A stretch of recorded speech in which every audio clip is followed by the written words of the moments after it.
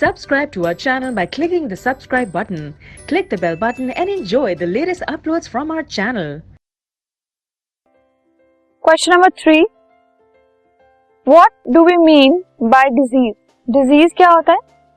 Disease को अगर हम literal meaning में अगर देखें तो उसका मतलब है disturbed ease. ठीक है, जो ease है, हमारा comfort है, अगर वो disturb हो जाता है, then we say that it is a condition of a disease. So in other words, it means being uncomfortable. Okay. However, the word is used in a more limited meaning. But uncomfortable हम बहुत सारे ways में हो सकते हैं.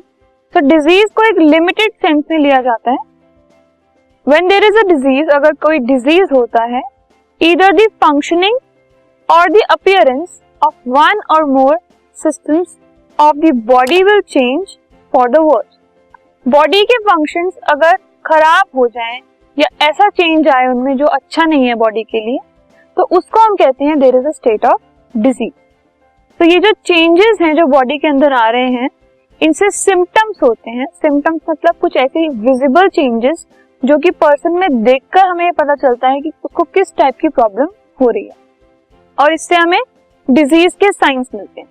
सो disease मतलब अगर हमारी बॉडी के सिस्टम्स में कुछ फंक्शनिंग में चेंजेस आ जाए for worse, so that is the state of disease.